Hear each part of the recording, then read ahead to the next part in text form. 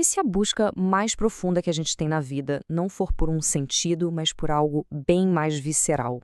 Essa é a ideia central de Joseph Campbell. E nessa análise, a gente vai mergulhar nos insights dele para entender como os mitos antigos podem, na verdade, ser um mapa para uma vida mais plena hoje em dia.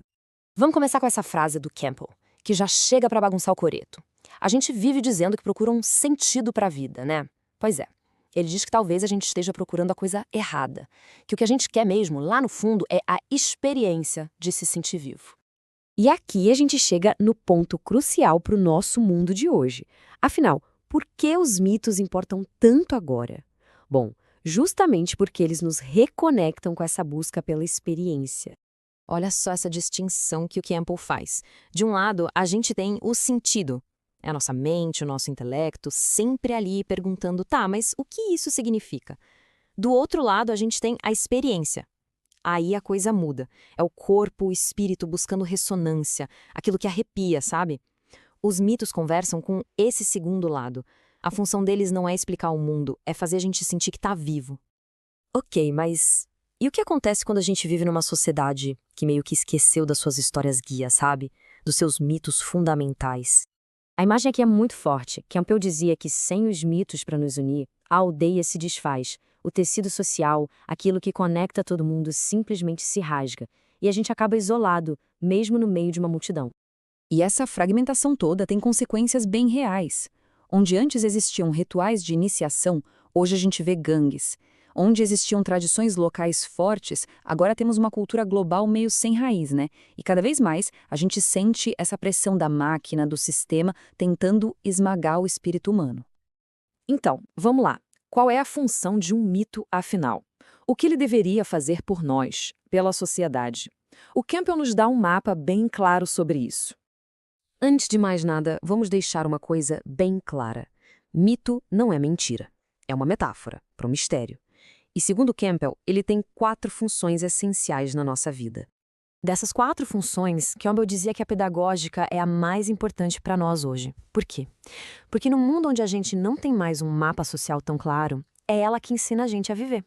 Como passar pela adolescência, pela crise da meia-idade, pela velhice. É tipo um manual para a jornada da vida. E onde é que a gente encontra esse manual? Campbell é direto. A gente tem que olhar para dentro. A jornada do herói, a jornada do mito, é uma jornada interior. Essa frase é a chave para entender tudo. Pensa bem, o que são os grandes mitos da humanidade?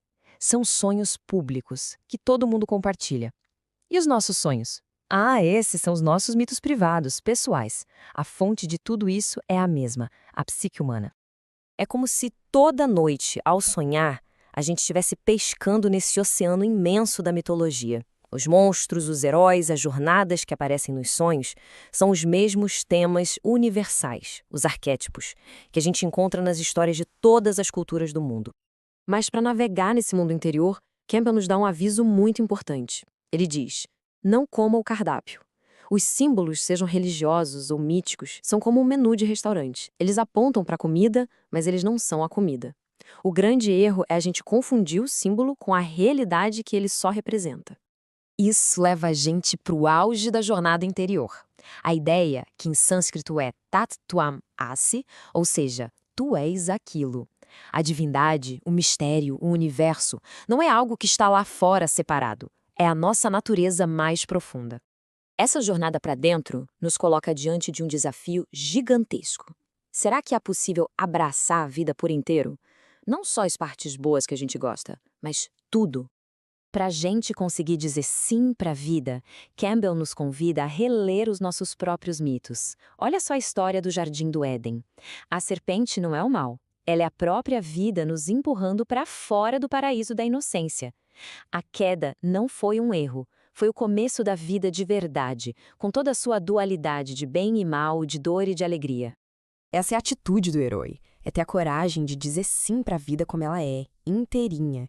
Aceitar não só a criação, mas também a destruição. Não só a alegria, mas também a dor. É participar de tudo isso, sem ressentimento, entendendo que fazemos parte de um mistério muito maior.